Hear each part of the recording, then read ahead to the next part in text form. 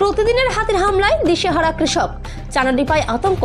ডুয়ার্সের বানারহাট ব্লকের চানাডিপা ও মধ্য শালবাড়ি এলাকায় প্রতিদিন রাতেই বন্য হাতির তাণ্ডবে অতিষ্ঠ হয়ে পড়েছেন স্থানীয় বাসিন্দা ও কৃষকেরা।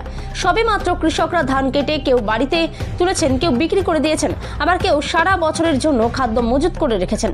কিন্তু হাতির দাপটে কৃষকদের সেই পরিশ্রমও ভেস্তে যাওয়ার অবস্থা। জঙ্গলে খাদ্যাভাব থাকলেও খাবারের সন্ধানে হাতির দল বারবার লোকালয়ে ঢুকে পড়ছে।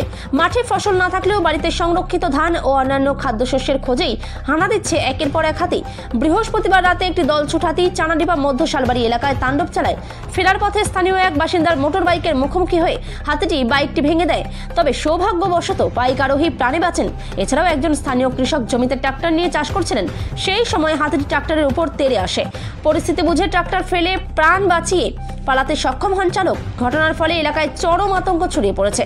প্রতিদিনই লোকালয়ে হাতি ঢুকে পড়ায় ও তাণ্ডবের ফলে দিশেহারা হয়ে পড়েছেন কৃষক সহ সাধারণ মানুষ। খবর পেয়ে ঘটনাস্থলে পৌঁছায় বিন্নাগুড়ি বন্যপ্রাণ স্কোয়াডের বনকর্মীরা। কোন জঙ্গল থেকে হাতি বের হয়েছে? এটা তো মোড়াঘাট ফরেস্ট থেকে। হ্যাঁ, কোন এলাকায় আসে? চানাডিপা। কটা হাতি? হাতি তো একটাই। একটা। কতটা আতঙ্কিত রয়েছে? আমরা তো গ্রামবাসী খুব আতঙ্কিতের মধ্যে আছি। হ্যাঁ, ওয়ারলেফকে ফোন করা হয়েছে, 1 ঘন্টা ধরে আসতেছে না। খুঁটিমারি স্টাফকে ফোন করছে, কেউ আসে না।